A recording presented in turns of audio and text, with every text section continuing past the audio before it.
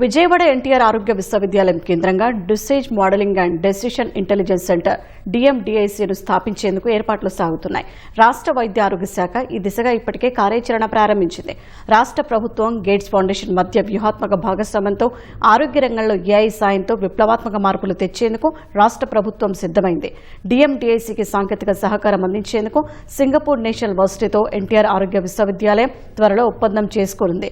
వ్యాధి చికిత్స కంటే నివారణ ముఖ్యమైన సూత్రాన్ని ఇందులో అమలు చేయనున్నారు.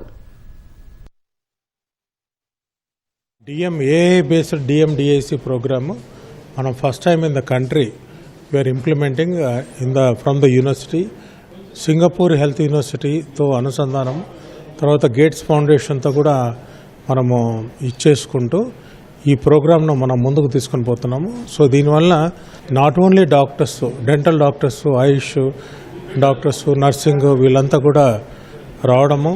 సో వీళ్ళంతా కూడా ట్రైనింగ్ అయిపోయి మనకంతా like prevention is better than అనే క్యూర్ విధంగా మనము ఇచ్చేస్తూ దాన్ని ముందుకు తీసుకొని పోతున్నాము. AIDMDIC అంటే artificial intelligence based disease modelling decision intelligence centre అండి.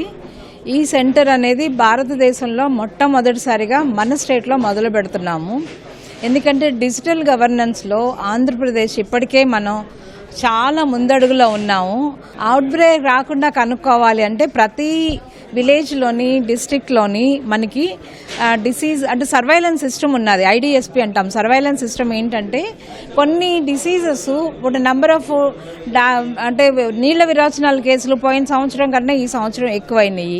ఏ ఏరియాలో ఎక్కువైంది స్పాట్ మ్యాప్ తీసుకొని ఎక్కడెక్కడ ఎక్కువైనాయో చూసుకొని వాటర్ అండ్ శానిటేషన్ ఎలా ఉందో చూసుకుని వాళ్ళతో ఇంటిగ్రేట్ చేసి ఇక్కడ డిసీజ్ వచ్చే ఛాన్స్ ఉన్నది, నంబర్ పెరిగే కొలది డిసీజ్ వచ్చే ఛాన్స్ ఉంటుంది. కాబట్టి ప్రిడిక్టివ్ మోడలింగ్ అంటాం దీన్ని.